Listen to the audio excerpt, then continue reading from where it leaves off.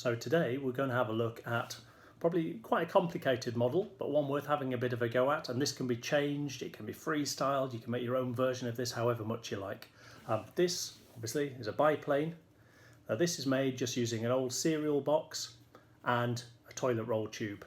No glue, no sticky tape, but lots of cutting in the right direction. And we're going to do this without using any templates at all. If you find it's easy to use a ruler or such like, please do. I'm going to draw this without, simply because I'm used to it. But use the straight lines and the edges of the cardboard box, you'll find it will help you.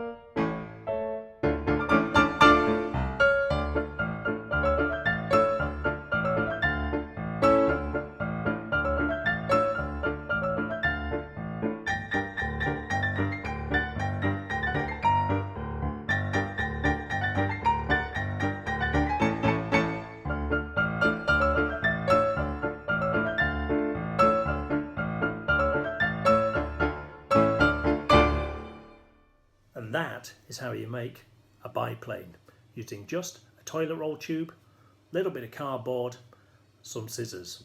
No glue, no sticky tape unless you really need it.